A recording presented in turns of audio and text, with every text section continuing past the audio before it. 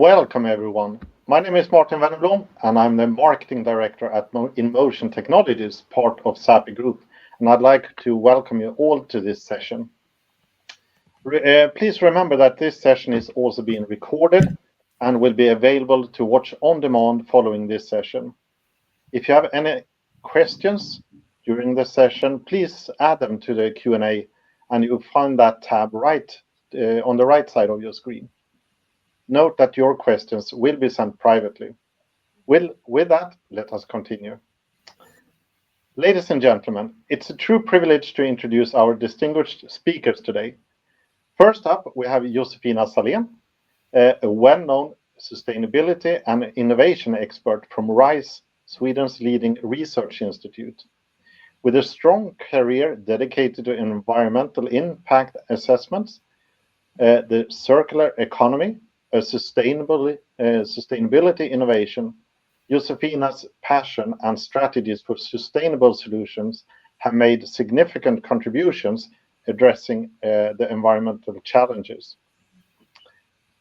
Her team at RISE has embarked on groundbreaking sustainability projects shaping the future of environmental strategies for business and organizations alike. Joining her on stage today is Kristine Lium, the dynamic leader spearheading design development at Vidde, a pioneering terrain mobility startup that is setting new standard with the world's cleanest snowmobile. Kristine's expertise in consumer interactions, brand experience, and solution design uniquely positions her to blend sustainability with emotional engagement. Together, Josefina and Kristine embody the spirit of innovation and dedication to a sustainable future. Please extend a warm welcome to Josefina and Kristine as they share their invaluable insights and experience with us today. Welcome. Thank you so much. It's a bit odd this because I can't, I'm Josefina Sallén. I can't see you in the audience, but I can't see myself either. So I hope it's okay. I'm sharing the presentation today and we're going to talk about heaven or hell, circular business models in action. And maybe this picture here is a bit of what it feels like sometimes when you work with this. You're not really certain if it's the fantastic sunset or sunrise or if it's torrential rain that's coming when you work with this. But let's dive into this a bit further. I work as, my focus is the sustainable business models in use, so very practical. Even if I come from a research institute, I take the research and try to put it into practice. And Kristine, you might want to say yourself who you are.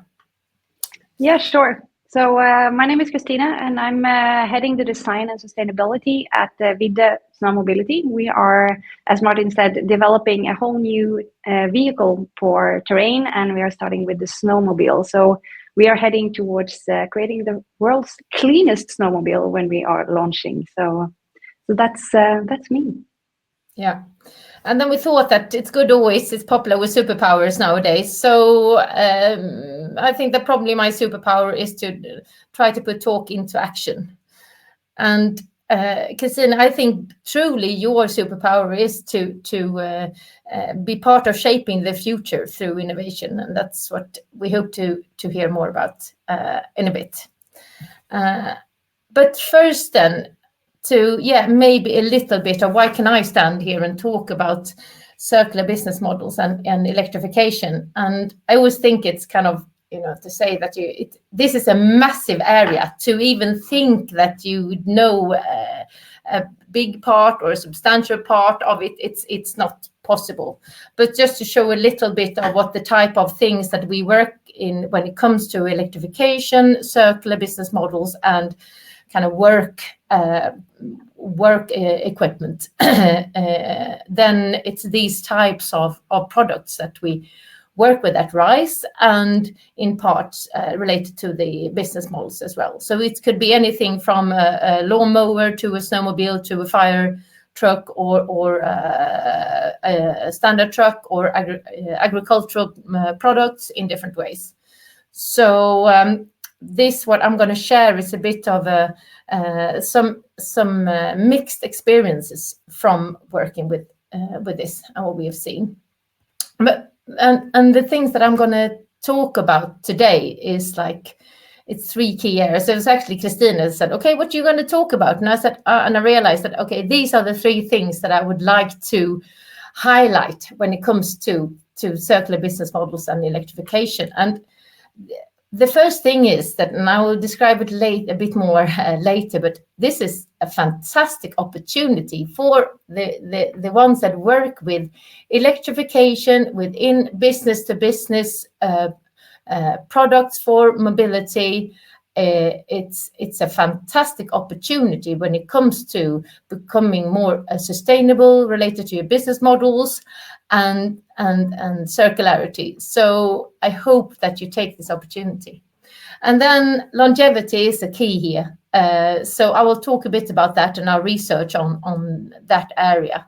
And then the third part is that, what we see more and more is that resilience really has become, or we think that it might become the driving force for companies to really start looking at their circular business models, because there are so many, there isn't enough of these minerals and metals and materials that we need for this electrification. So that's a strong driving force to actually get your products back, or to make them deliver value rather than just selling a product.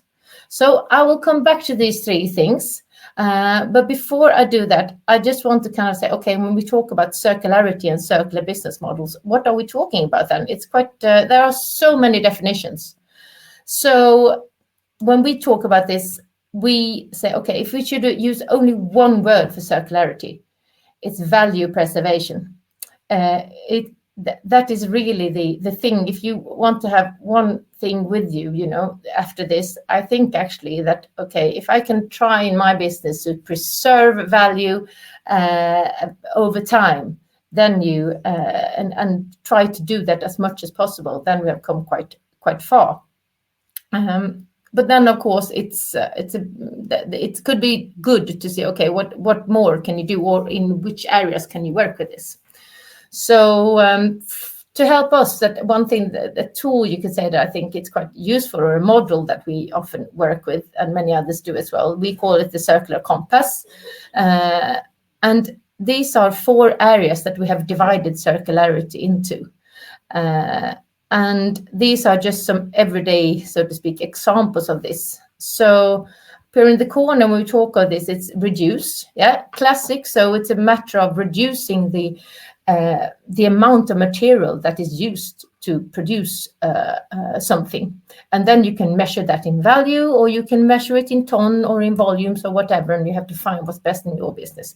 And here's very much about lowering costs. It's classic. Why is there a production of cars here? It's just because, automotive industry has been massively good at this for years, because it's a lot of, you don't want waste in your production, you don't want to create errors in production and so on. So it's a lot of these classic things that go into this.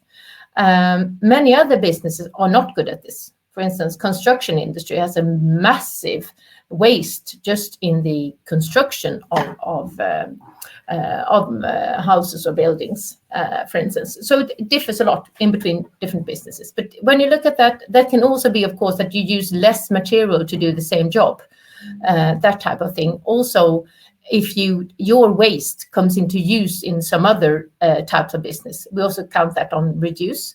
And that's a lot to do with reducing costs. Yeah.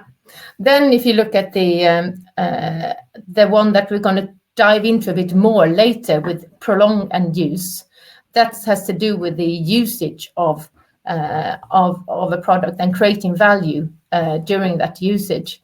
And the example here is the one classic one, the power by the hour, as it's called, with the classic business model for engines for aeroplanes.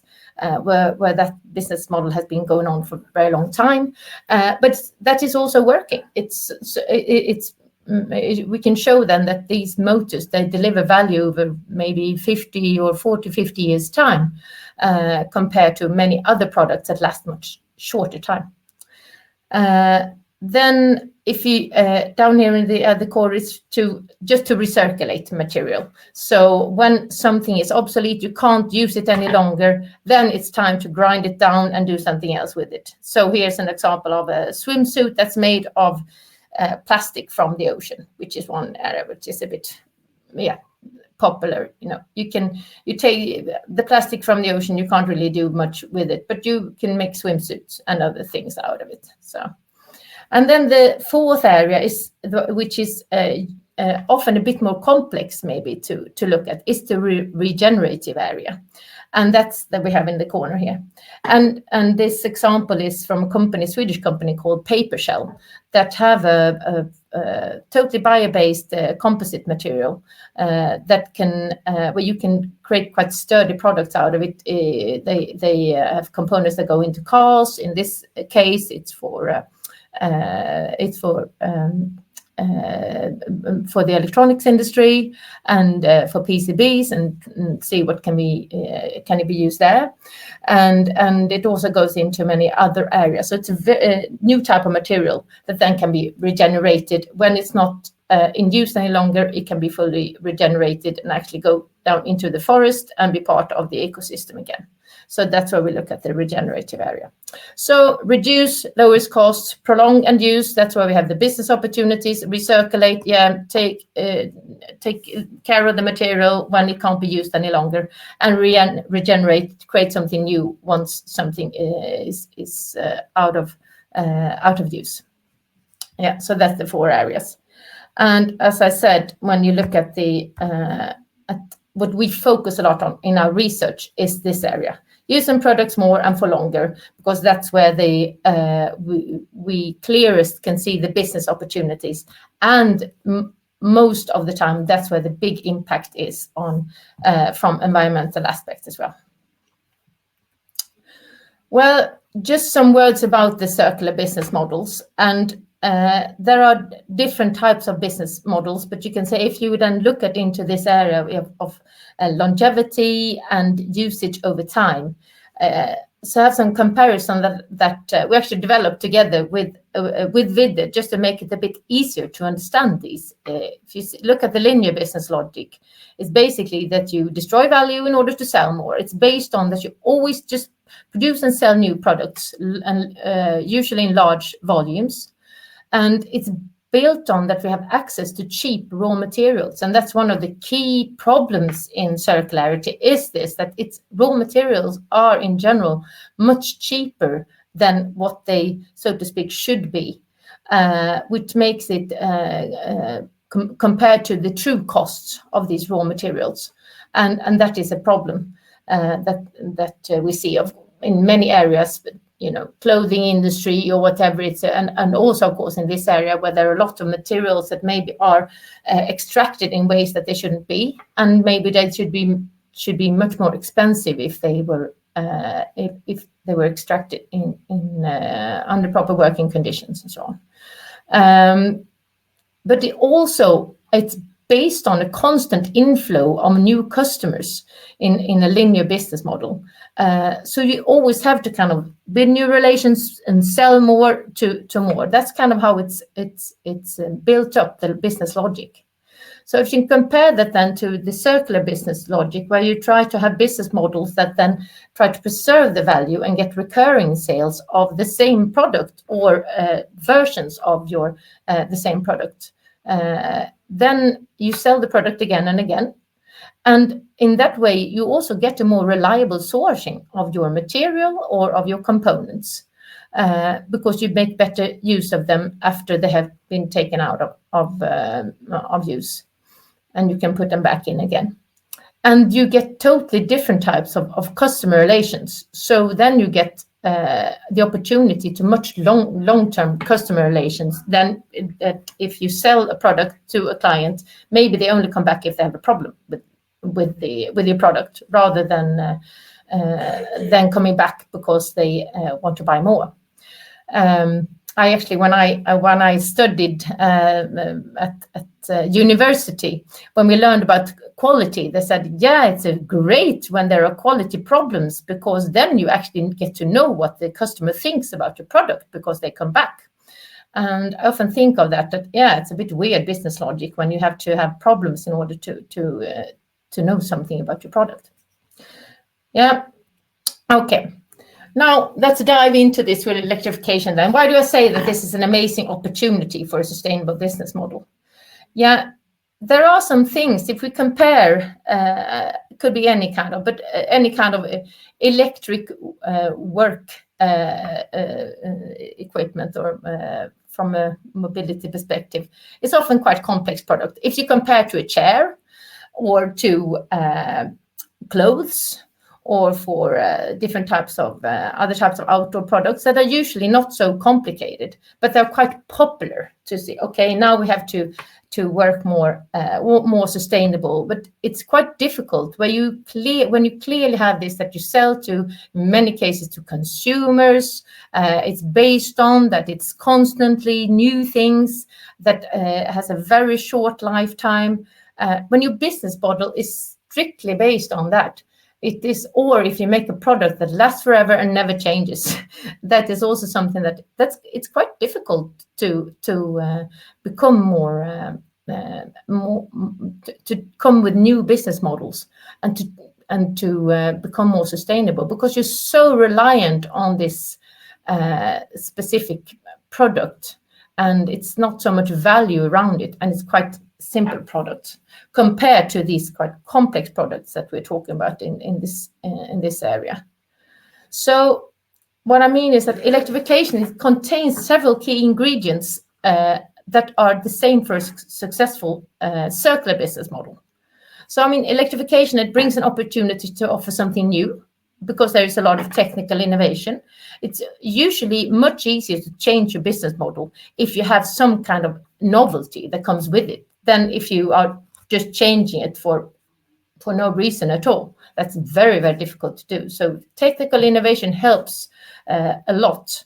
I just spoke before with a company that we work with they work with lawnmowers, and now they're coming into electrical lawnmowers, and even into then these are these bigger lawnmowers for professional use, and also automated ones. And they say, okay, yeah, when we get to the automated ones, then maybe that's where we hope that but we can convince our clients that it's much, much better for them to buy the use of these rather than the product itself. But when it's a traditional business, it can be difficult. So if you have a technical innovation, it makes it much easier. But here, of course, there is also a need to reduce risk for the clients, and in the same time, opportunity to offer value rather than product, because it is a lot of development, is often related to much higher costs with the electric version rather than the one based on combustion engines. So then, and maybe a lot of development where the clients feel, oh, I don't want to, I'm a bit nervous here to buy this, and then you have.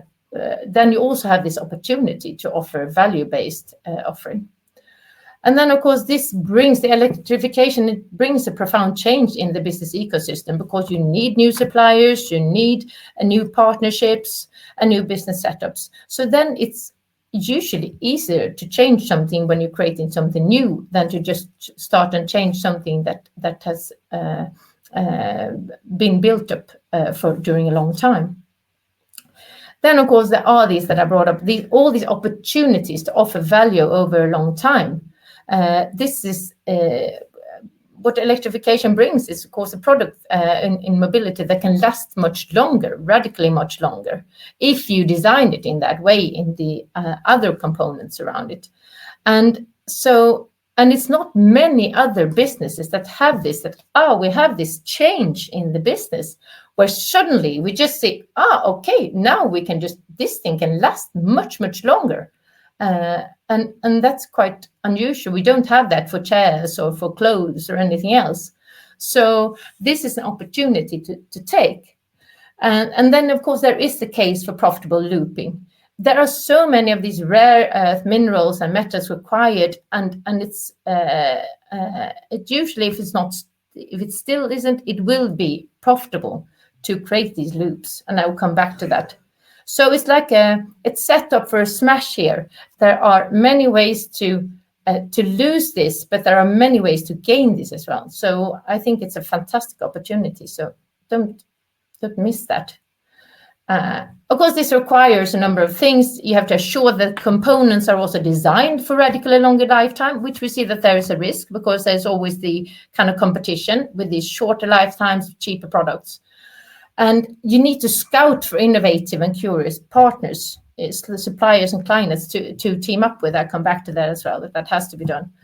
And these new business models, that they should be developed based on value and change behaviors and opportunities with electrification are taken into account. So try to develop the things with the client and not for the client.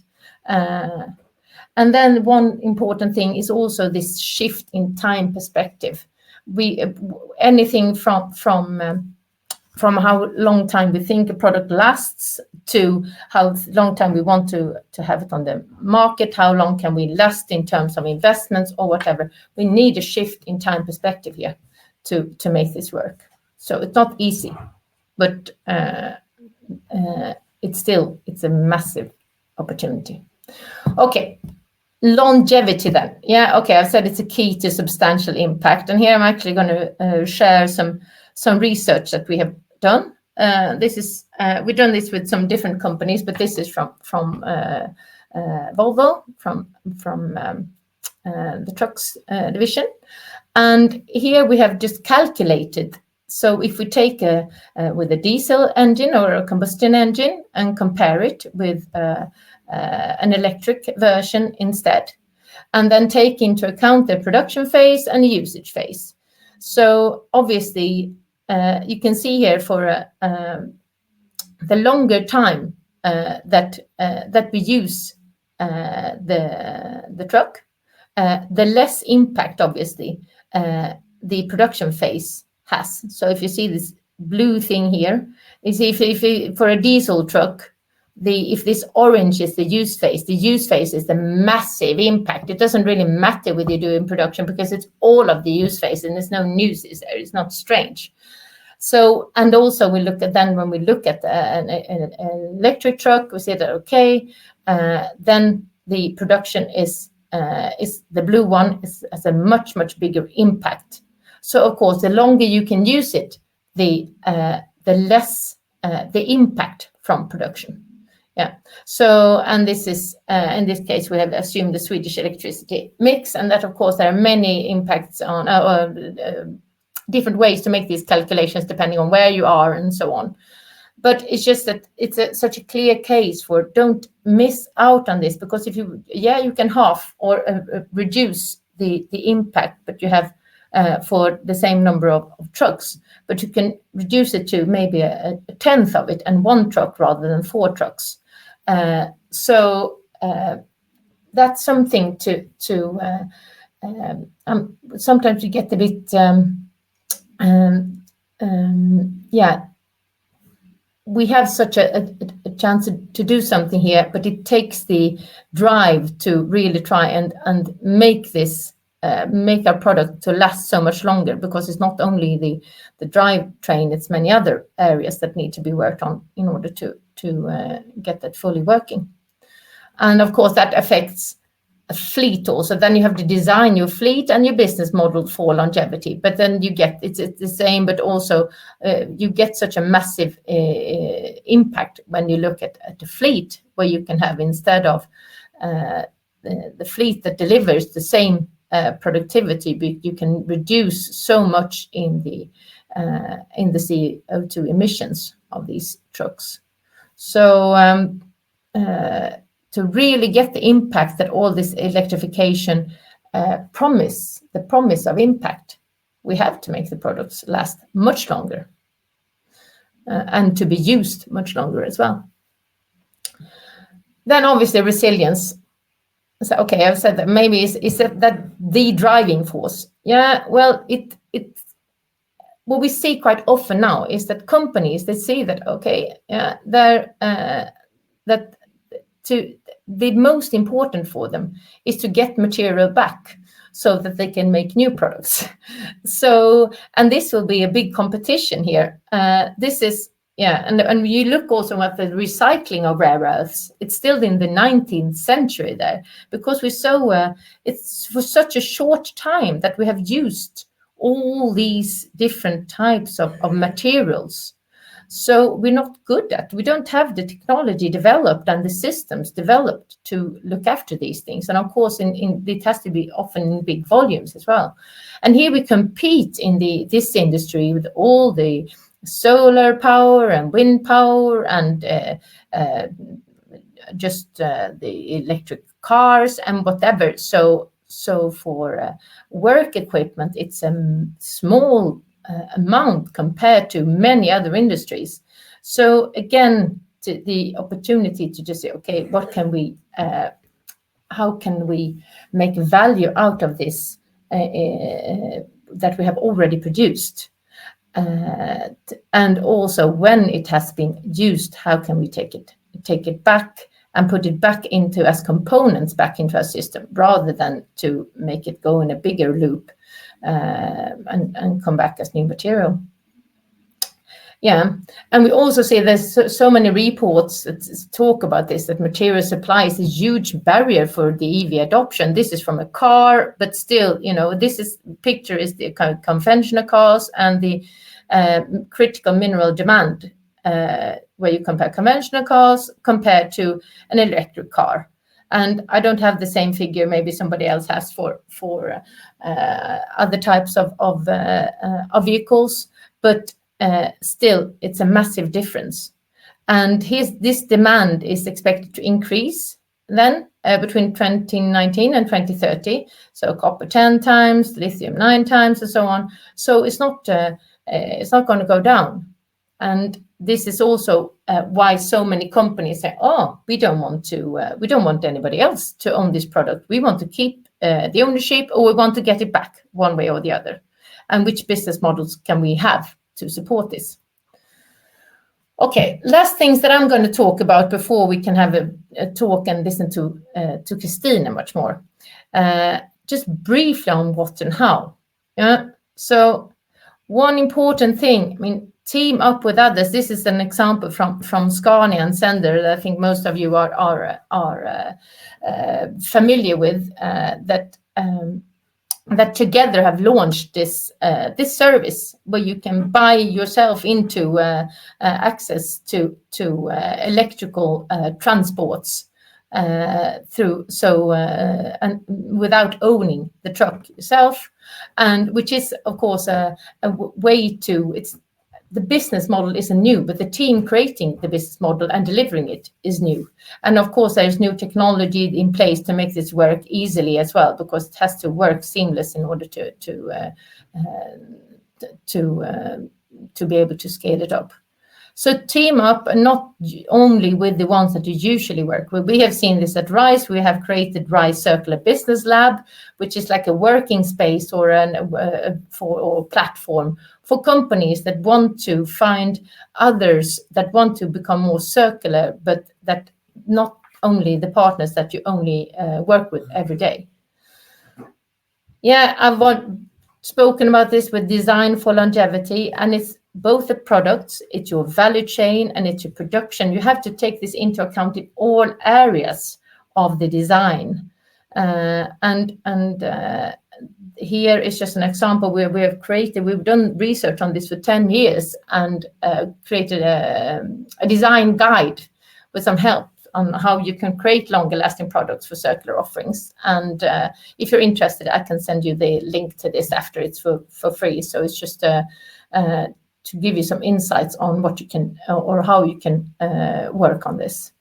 And then obviously find your profitable and attractive business model, and you do that through testing. Yeah, so many things and collaborating and testing. So that's how you find it. It's not through sitting and thinking, because all the business models are out there, and you always find somebody that already has the business model working or not working, and try to learn from what's already there and test it. So that's my kind of 3 how to do in this field. But now we'll meet somebody who is doing all of these things. So Kristine, do you want to share a little bit of what Vidde is and what you do before we kind of continue into some questions on this? And I will just have this slide up while you're talking about Vidde, and then I will stop sharing, and hopefully I can see a bit of the audience as well.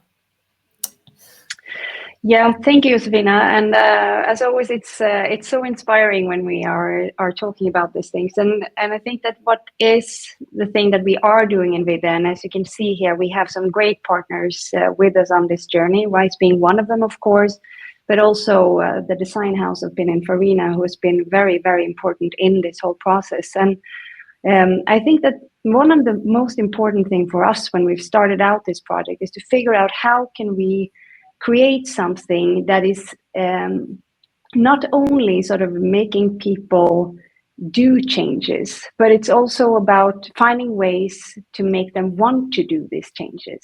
Finding the ways to make products attractive and more sustainable, more circular, and all of these things.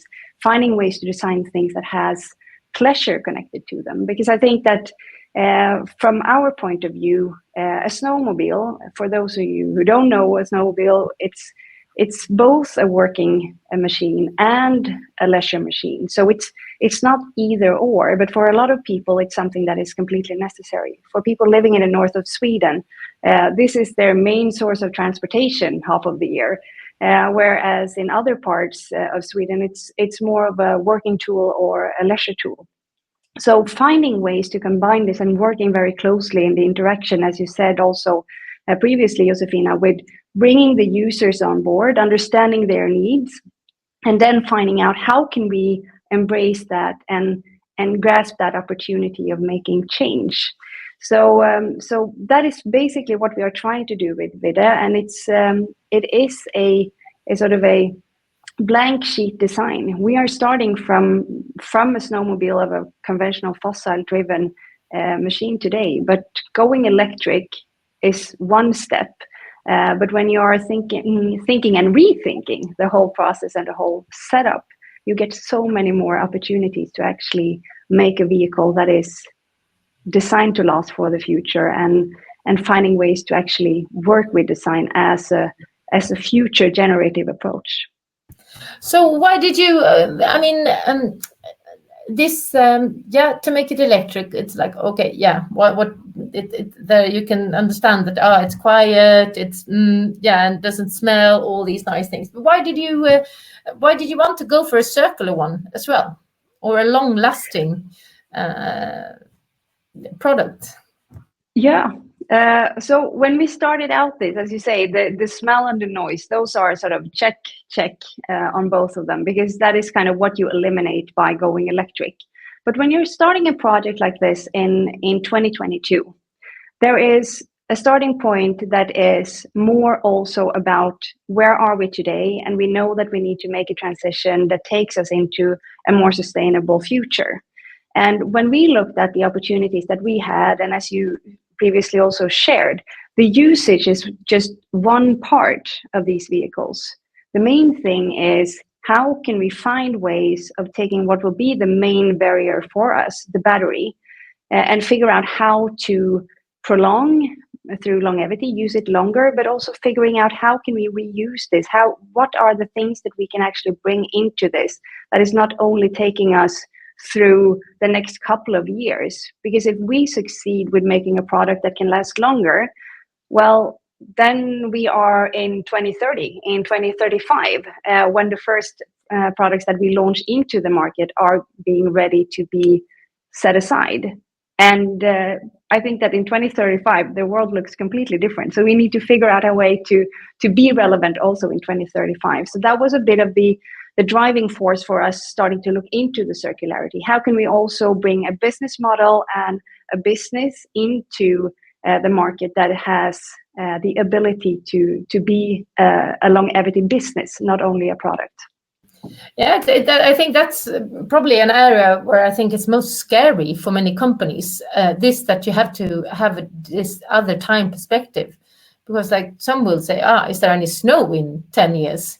What happens then, or is this these risks in it? So I think it's quite that's what's needed as well. Companies that dare to explore these things. Okay, how do we do this? But I've understood you often have this. I mean, when you work with this, I mean, we created together this kind of circular vision early, which is not like we're going to do. It's quite detailed on how long do we want it to last, and or how for how long, or how long can you drive with it, and so on. But do you you often describe it as a Mount Everest. It's like climbing Mount Everest, and you don't kind of jump to the top straight away. Do you want to share a bit about your journey here? Because I think for many companies, it's like, we're going to do all these things in one go, and we can't handle it. We just stay where we are, and we're happy here. So what's your approach to dealing with this? Yeah, but I think that you are spot on, and I think that is also what we see when we are meeting established companies that has been in the vehicle industry or in transportation industry or whatever industry for a long time, because they are coming in with a history. They have processes and structures and organizational cultures that are built on the way that they have always been doing business. What we see is that the electrification of the snowmobile, that is basically our starting point. We are not the first electric snowmobile on the market. There are a few ones that has already been launched, but that is just sort of the first step. And from there, we need to take the next step and the next step and the next step. And we can't do all of them alone. So we need to figure out how to do, as you also mentioned, Josefina, how do we collaborate?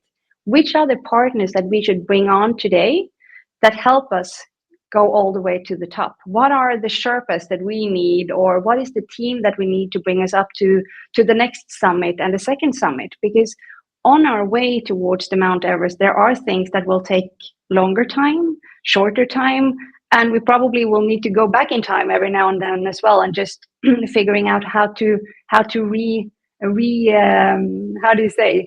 regather and bring on the gear that we need, because it's not something that is done overnight. And I think that when you start off with the circular ambition as we've done, we don't believe that on the day of the launch, we will be completely circular. Rather, what we try and what we think is, when we start, we should do everything we can to have a foundation that we can build on in order for us to step by step become more and more circular, driving towards and striving towards becoming as circular as possibly we can be. But to do so, we need to have good friends, we need to have partners, and we need to have teams that are on that same journey with us. And what we've done so far, and also the reason I think a little bit is for why we have been able to move so fast. We started this journey in the beginning of 2021, so it's no 2022. So it's quite a rapid progress that is going on here, and I think that collaboration and bringing on people that knows a lot about different things has been key to that journey, and also the ability to move so fast. And that is also something that we need to do to move forward, because this isn't a path that has been set out and is very clear, but we need to find how to navigate it and figure out how to keep on moving towards what will be in the future. And I think that, going back to our alter egos in the beginning of Josefina, that is probably where I kind of leap into the future a little bit as well, and think about how can we see ourselves in this 5, 10, 15 years from now, and what do we need to do today in order to get there. So what's been the clients? What do they say? Your customers? Who are they? By the way, you mentioned some there, but what's important to them in this? So, and that is quite interesting because you see that clients are approaching us from different perspectives. So the first one that signed up for pre-orders was actually a ski destination company, the biggest one in the Scandinavia, called SkiStar, and they are very much pushing for a more sustainable ski destination industry. So they have made this roadmap saying that in 2027, they will not have any more fossil-driven vehicles in their fleets in any of their destinations across their whole organization. So when they approached us, that was part of their roadmap. So they needed partners to join them in order for them to fulfill their setup. On the other hand, we are also having on our client list, for instance, Ice Hotel, who are delivering these amazing nature experiences far up in the north of Sweden, going out on these northern light safaris where you have the nature and the whole of this beauty very, very close at heart. And that's what you are delivering to the visitors. For many, that is a bucket list experience going to the Ice Hotel. And for them, having a hotel that is built out of ice from the river next to them, melting back every year, it's sort of the perfect circularity example. For them, it was also important that we need to take the next step and the next step also, because we want to keep this. We want to keep winters. We want to keep seasons. We want to keep the opportunity of actually going out and enjoying nature. So both those are on that side, but then we also have the ones that are more using it as tools, like power companies, Skellefteå Kraft, and large forest companies like Sveaskog, that is also needing these equipments in order to fulfill their businesses. So you have a bit of a mix, and I think that what everyone is saying is that they need to do things today. Some of them are more like SkiStar, also focusing on where to go in the future and trying to drive that change from their side, whereas others might not be necessarily seeing the potential of the circularity yet, but they see that they need to start taking the steps along the way to at least become electric and remove fossil fuel, and then taking the next step. And I think that they feel inspired also by joining our journey a little bit to see where are the possibilities going forward. Oh, that's great. And very interesting to hear this. Do you have any, what's your kind of, two more questions actually.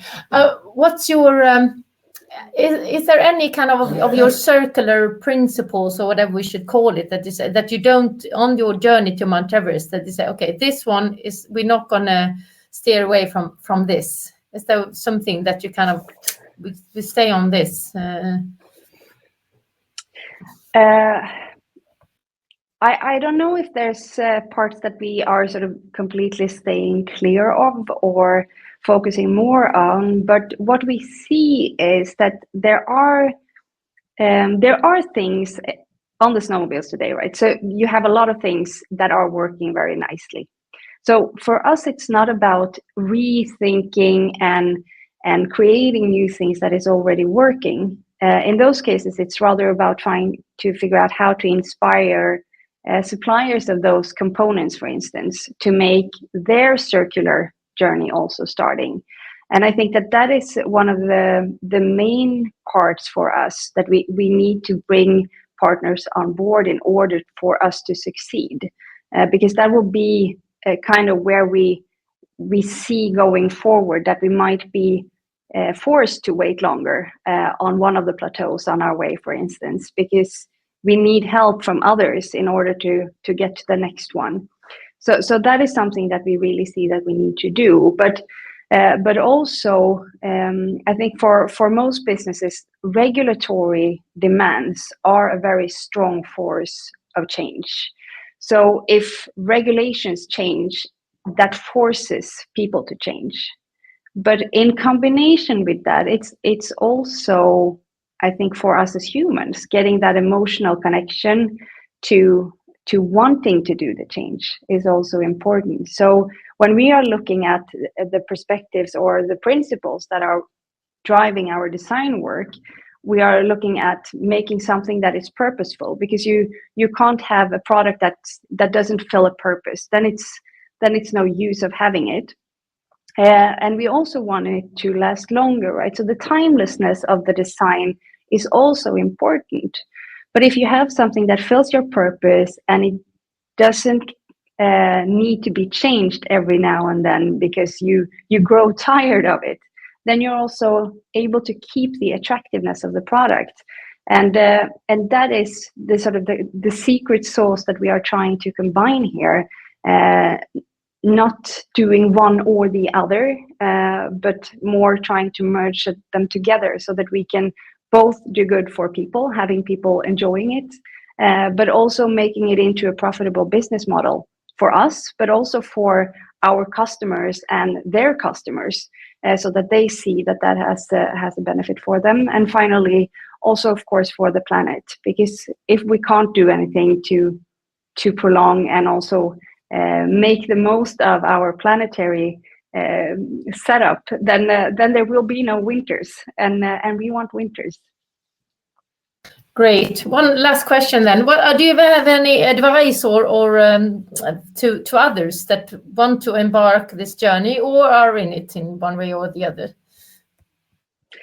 I think that from our perspective, it's about setting your focus on the ambition. Don't think that this will be something that you can just shift and do overnight, and be also willing to do the necessary buy-ins and get people on board. Find your sponsors and understand why you are doing it, and taking it one step at a time, because there are always things that will be challenges, but challenges can also be overcome, and it doesn't need to be a dead end because something didn't work.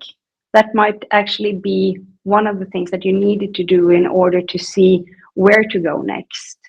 So I think that working with that in mind, not thinking that this will be a quick fix or a quick shift, is a good thing to keep in mind. And I also believe very much that when we are working with these kinds of transformations and the opportunities that this technological innovation is actually giving us, working together with startups, growth companies like us that are able to move quite quickly because we don't have a lot of history bringing in and brought into it, and combining that with the experience and the knowledge of more experienced and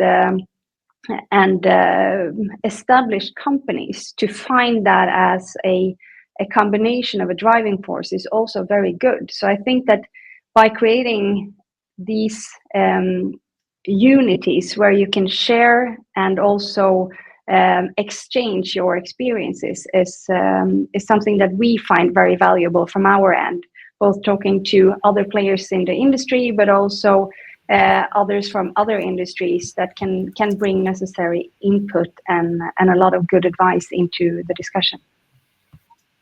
That's great to hear. I think Martin might have some questions for you or for us as well. So yes, I'd like to. Yes, that's right. Yeah. So we don't can you hear me? just talk about what we want to talk about, but what you want to. We have some questions from the floor. The first question here is, how do you factor in costs to include or provide circularity? As per my understanding, a circular product would cost more than a non-circular on paper at the moment. How do you convince the customer to pay this extra premium in this case? Do you who do you want to start, or? Why not, Kristine? Would you start in your specific case, and then Josefina, you might elaborate on that. Yeah, sure. Sure. That is actually a very good question, and one that we have been debating quite a lot, because it takes you back a bit into the principle of what is the cost of the product. So one of the things that we have been discussing is normally when you set a price, you're looking at purchase price as a unit, and that is basically where you where you cut it off. What we see when we are talking about a circular product is that there are a lot of different perspectives that needs to be calculated in. So when we are looking at the purchase price, that is only one part of the calculation in what we look at when it comes to the total cost of ownership of the vehicle. So then you have a lot more components into that price model than just the purchasing price. But as Josefina asked me earlier, what are the client side saying to this? Because they are also there saying that, well, for many there is a kind of a rule between the thumb and that it's, well, we are willing to go up maybe 15% in terms of the purchase price for a more sustainable product. And creating a more sustainable product or a circular product, as we are doing, it is pushing that 15% a bit. So what we are trying to do is also looking at the financing. How do you buy these products? Are you buying them as you do normally? And what we see there is that for some people, and here we have been working quite a lot with potential customers as well. And on the B2C side, for instance, the traditional way of buying one of these vehicles is that you buy that, you have it for the number of years that you are choosing to have it, and then you either sell it or you scrap it based on how long you've had it. On the B2B side, it's more of the traditional leasing, or you have these kind of structures where you are changing them more often. Long answer, but to be a bit specific in the end, what we see that we need to look at is that when we are talking about the circularity, the purchasing price is one part. What we need to figure out and secure is how to get the product back again, because the recirculation of the product is where we have the key to actually making a profitable product. Because we can't do a huge leap in terms of the purchasing price unless we have a completely shift of regulatory demands that says something that might kind of force everyone into buying these types of products. But unless we are there, we need to figure out how to bridge that gap and make that gap eatable for our clients. So it's basically not around a one-off purchase. It's part of entering an ecosystem that the customer, the client, needs to be aware of. In that case, would that be right, Kristine? Yeah, it's that, but it's I would say that one of the things that might be a little bit different is that it's not like a solution platform that you buy into necessarily, but we need to make sure that we get the physical products back into recirculation.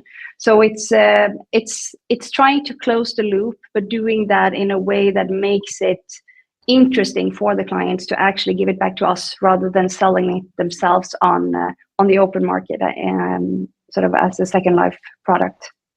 And moving on to Josefina there, is that an easy task to do, or is it very complicated to kind of train the customers to return the products? I mean, it depends a lot very much what type of product it is, and obviously it's the business model again. I spoke to, and it depends also on the bit of what are the needs of the client. So one company that works with these floor cleaning machines, so then nowadays the kind of standard is that you buy access to these. That's how it works. That's about 10-15 years ago. That's how when the market changed, because the companies that buy this they get contracts for cleaning places, and then they lose a contract, and then they sit there with the machines and they gain it in somewhere else instead. So maybe they had the contract in Gothenburg and then they won it in Stockholm and lost it in Gothenburg, and they don't want to own these machines and move them and how many and so on. It's very unpractical to own something then. So there, for them, it's much better not to own it. And for the company that sells these or sell the service, they make much more profit on this. So both the company, the clients, they win from it because it's lower risk and usually lower costs as well compared to buying them. And the one that sells this service, they also gain. So then there's kind of that's obviously when it happens, when you don't have to force somebody into something. And it's quite fascinating, I think, that so many companies, it's like owning is the kind of the best way to do something. It's like somebody said, it's strange this, or I also think it's strange from kind of people that we think, okay, we buy a car, or we should own a car. What should be one of the most expensive things there is? We should own. So it's also, but of course, here again, it's a perspective. So if you design something to last longer and at a higher cost, or you choose material choices that you make, then if you count it out on that this product will last and add value for or give value for 20 years rather than 2 years, then it's profitable anyhow. So that's the kind of but it's different, looks different depending on which business you're in, because it's not only the logic that's in there, it's the mentality and how people are, and how much money it is in the business. Do you have cash up front, you pay anyhow, and so on. But I think also, Josefina, just a short comment on that is exactly that, because we are in such an early stage of this transition, there will be people and companies and clients across all of these categories. Some need to go further into making it a service. Some need to have it as a buying model to begin with. So I think that it's also about finding out how we as companies can also offer our products in more flexibility in terms of the different types of business models that we are able to handle, at least for the transition period where we are taking ourselves into more of a circular setup. But here you also have the same. You have electrification, then it's more expensive products. Just because it's a different way to So that's more expensive. But do you think that I will gain on usage and on the and so on. I gain other things, and then it's the total calculation. So it's the same logic actually. So if I'm the last question here, we have like 2 minutes left. So the last question will be that. So if you're not a startup, but you're a company that has a long history, you have a long legacy, and you want to really move into electrification, so what are your three tips and tricks to move into electrification and start really jumpstart the transformation of your legacy company? So, Josefina.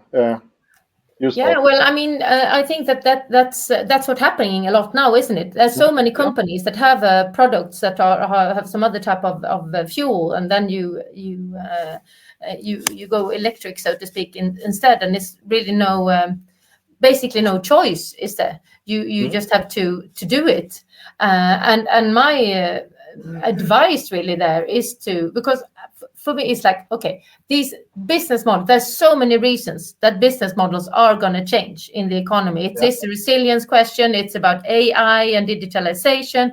There is many other forces going in that way. So sustainability is kind of there will never be, unfortunately, won't be the driving force for new business models. There are other things, but those go in the same way as sustainability. So then you can just say, okay, then you can, when you go into electrification or electrify your products, which you will have to do anyhow if you're in mobility in one way or that, but not have to, but there's one part of it will have to be that. Then I would say that, okay, take the opportunity to look at the business models at the same time, because that's where you go in anyhow. So do it then. Yeah, that's great. Thank you, Kristine. What do you say? I say figure out a few things that you want to start with. Don't try to do it all at once. So break it down, find where to start. Dare to bring in a wider perspective to the discussion. And if you have the opportunity, bring on someone that comes from the outside of the organization to help you break free of the structures that you might be facing internally. Great. Thank you so much. Thank you so much for your participation and contribution. Thank you for having us. Thank you so much. Great.